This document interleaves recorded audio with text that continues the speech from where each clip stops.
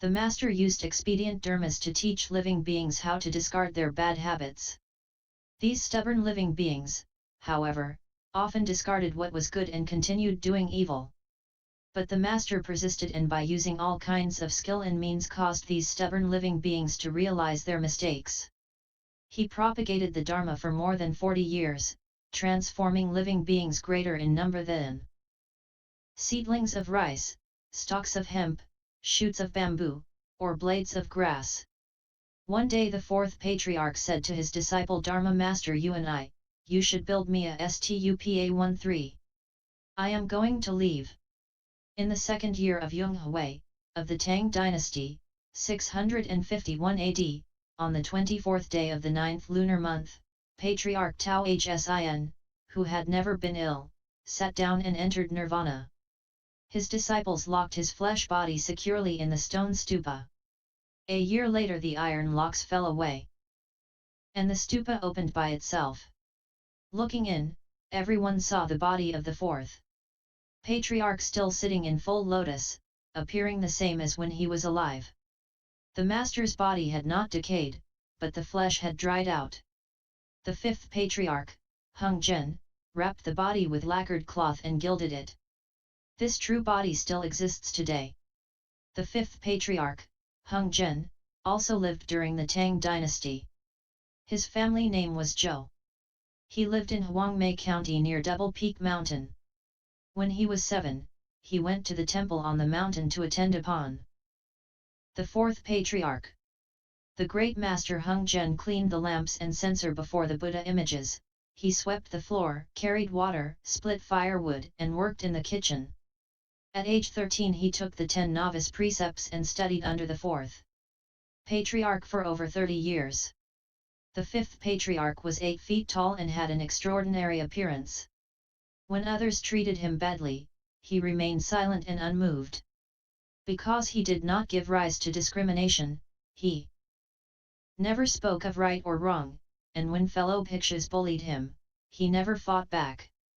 His calm, quiet manner indicated that he had realized a state of peace. Even after working hard all day, the master didn't rest. Instead of sleeping, he sat in meditation, uniting body and mind in powerful samadhi. Master Huang Mei lived in the woods of Piang Mao Mountain slightly east of Double Peak Mountain, so his teaching is called the East Mountain Dharma Door. Once, like his master the Fourth Patriarch, he saw a horde of bandits besieging a nearby city. Their leader, a Mongol named Taha Nalu, and his followers had so tightly cut off the communications that even the birds couldn't fly in or out. The Fifth Patriarch went down Piang Mao Mountain toward the city. When the bandits saw him, they were terrified, for they saw not only the Patriarch, but also a retinue of golden armored Vajra King Bodhisattvas armed with jeweled weapons, manifesting awesome virtue and brightness. The thieves retreated, their siege broken. How was the great master able to command these Vajra King Bodhisattvas? The Fifth Patriarch had cultivated and he recited the Shurangama mantra. The Shurangama Sutra says that if you are constantly mindful of the Shurangama mantra, 84,000 Vajra store Bodhisattvas will protect you from all danger. In the 5th year of the Xianqing reign of the Tang dynasty, 660 AD, the emperor invited Great Master Huang Mei to the palace. The master declined the invitation. The emperor sent a second invitation which the master also declined. Finally, the emperor sent a variety of gifts, including rare medicinal herbs, as an offering to the great master, the Fifth Patriarch. In the 5th year of the Xianqiang reign of the Tang dynasty, 674 AD, the Fifth Patriarch said to his disciple, Master Suanqi, build me a stupa. I am going to leave in the 2nd month. On the 14th day he asked, is the stupa ready? Master Suanqi replied that it was. The Patriarch said, for many years I have taught living beings. I have taken across those whom I must take across and have transmitted my Dharma to Huineng, the 6th Patriarch. Now, in addition, you 10 should become Dharma hosts, and establish Bodhimandas to preserve and spread the teaching among living beings. The 10 he addressed were, Dharma masters Shen Su, Qi Xian, I Fang, Qi Ti, Suan Qi, Laoan, Fa Ju, Hui Tsung, Suan Yao, and also Upasaka Lu Chu Pu, who had dealt with correspondence and accounting. The Fifth Patriarch sent each of these 10 people to a different place to teach and transform living beings. Shortly thereafter, he sat very still and his energy dispersed as he entered nirvana. During the 74 years of his life, the Fifth Patriarch Hung Zhen had accepted many disciples, and had transmitted the Dharma to the great master Hui Ning. A General Introduction. Edited by Bhikshu Fahai of the Tang Dynasty. What follows is not the sutra text, but an introduction to the sutra which was written by the Sixth Patriarch's disciple, Fahai. When the Sixth Patriarch taught Dharma, Master Fahai followed him, recording all of the things the Patriarch said. Later, he compiled and edited his notes, calling them the Sixth Patriarch's Dharma Jewel Platform Sutra. Had he not done this, we would have no way to study the Sixth Patriarch's Dharma. Therefore, we should certainly be grateful for such compassion as his. Dharma Master Fahai's lay name was Chong, and his common name was Wen Yun. He was a native of Chu Chang, which is about 10 miles from Nanhua Monastery. He was a rudimentary disciple, that is, a disciple to whom the master had transmitted the Dharma. Though his introduction is not part of the sutra proper, I will explain it to you, because it narrates some important events in the life of the great master. Text. The great master was named Hui Ning. His father was of the Lu family and had the personal name Xing Tao. His mother was of the Li family. The master was born on the 8th day of the 2nd month of the year Wu Hsu, in the 12th year of the Chen Quan reign of the Tang dynasty. AD 638. At that time, a beam of light ascended into space and a strange fragrance filled the room. At dawn, 2 strange Bhikshus came to visit.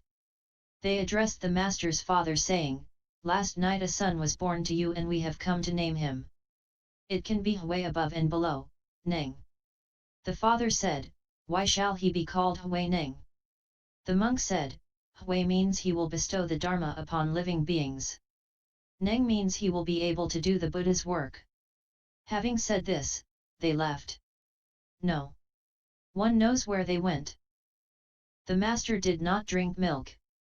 At night, spirits appeared and poured sweet dew over him. Commentary. The great master refers to the Sixth Patriarch, Hui Ning. The master's merit and virtue was great. He had great wisdom and compassion and so was a master of gods and humans. When one is alive, one has a personal name. After one dies, that name is avoided. Hence it is called a personal name, a name which is not spoken. When the great master's mother gave birth to him, a fine beam of light arose, like that which the Buddha emits from his forehead. A strange, fragrant incense which had never been smelled before filled the room. At dawn, the heavens are half dark and half light. Chu Shi in the Song of Household Affairs wrote, "At dawn, get up. Sprinkle and sweep the hall. The inside, the outside, you must clean it all." In China at that time there was no linoleum. In the morning, people sprinkled water on the mud floors, waited a bit, and then swept their houses clean inside and out. The 2 strange Bhikshus were quite different from ordinary people. They were like the Fourth Patriarch who, by merely opening his eyes, caused everyone to tremble in fright. These 2 unusual Bhikshus came to name the Sixth Patriarch. Isn't this strange? Who has 2 Bhikshus come to name him? To say above and below when referring to a person's name, is a most respectful form of address. What the newly born patriarch ate was sweet dew. Text. He grew up, and at the age of 24 he heard the Sutra 14 and awoke to the way. He went to Huang Mei to seek the seal of approval. Commentary. Some say that the Sixth Patriarch was 24, others say that he was 22. As the Chinese count he was 24 and as Westerners count, he was 22. Whether he was 22 or 24 is not really important. When the Sixth Patriarch heard the layman recite the Diamond Sutra and reach the line, "One should produce that thought which is nowhere supported," the Sixth Patriarch said, "Oh! Not supported anywhere." He was immediately enlightened. A great many people had heard the Diamond Sutra, but none of them had become enlightened. Now in the West, perhaps someone will hear, "One should produce that thought which is nowhere supported and, understanding the principle, become enlightened." That is what I hope. Whether or not it will actually happen is another matter. After becoming enlightened, he did not say, "Ha! I am enlightened." He was not like some people today who do not understand even a hair's breadth of the Buddha Dharma, yet claim to be enlightened. The ancients, even when they had become enlightened, did not recklessly say, "I am enlightened." Even less would people who had not become enlightened claim to have done so. It is necessary to seek certification from a good knowing advisor, a person who has already awakened. That is why the Sixth Patriarch went to Huang Mei to seek the Fifth Patriarch's seal of certification. Enlightened ancients did not attempt to certify themselves. Today, however, there are those who have not become enlightened and yet say that they have. Enlightenment and non-enlightenment are as different as heaven and earth. Moreover, many naive young people take stupefying drugs and claim to have gone to the void. Confused demons, posing as good knowing advisors, certify them saying, "Yes, you have attained to emptiness." However, there is no place for you to live in emptiness. Come back. Come to my place. I have buildings and houses, I have a commune. The young people say, "That's not bad at all." They take the demons as their teachers. Ultimately these bad-knowing advisors do not know themselves if they are true or false. You and I do not know either. But now we should use the sutras for certification. The sutras do not say that any foolish person has a commune in empty space. Even though rockets now go to the moon, space settlements have not yet been built.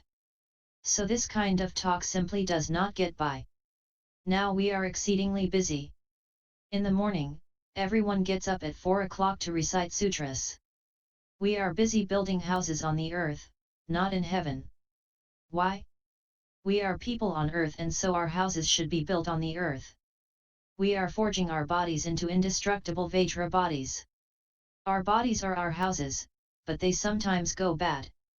Now, from morning to night, we are busy constructing them, cultivating them to be in the end like indestructible Vajra bodies. With an indestructible Vajra body you can go wherever you wish. You can go into empty space, up to the heavens, down into the earth, or to the Dragon King's palace. It is very simple and you do not need a passport or a schedule. You are free to take off at your convenience. But first construct your indestructible body. Then you can do it. Text. The Fifth Patriarch measured his capacity and transmitted the robe and dharma so that he inherited the patriarchate. The time was the first year of the reign period Lung Shuo, cyclical year HSINU, AD 661. He returned south and hid for 16 years. Commentary. After the Sixth Patriarch left Huang Mei, he had no safe place to live. Because Shen Su's disciples and followers of non-Buddhist religions wished to harm him, the great master went to live with hunters for 16 years. During this time no one knew that he was the Sixth Patriarch. He worked hard practicing dhyana meditation while watching over the animals and birds the hunters had caught and secretly releasing the ones which had been only slightly injured and could still travel safely. He had much time to cultivate and perfect his skill, for no one came to trouble him. If you do not truly cultivate, everything is easy, but if you do cultivate truly, demon obstacles arise from the 4 corners and the 8 directions. Unexpected circumstances prevail and things you never dreamed could happen do happen. In his 16 years with the hunters, the Sixth Patriarch dwelt without disturbance, living just as they did. That is genuine hiding. He did not seek fame or profit and he did not try to take advantage of circumstances. He practiced genuine cultivation. Text. On the 8th day of the first month in the first year of the reign period Ifeng, AD 676, the cyclical year Pingsu, he met Dharma Master Yin Tsung. Together they discussed the profound and mysterious, and Yin Tsung became awakened to and united with the Master's doctrine. Commentary. They talked back and forth, querying each other on principle. Who asked whom? Dharma. Master Yin Tsung asked the Great Master, the Sixth Patriarch. The Great Master had solved the dispute over whether the flag or the wind moved, by explaining that it was the mind that moved, and Dharma Master Yin Tsung had been astounded to hear a layman speak in such a deep and wonderful way.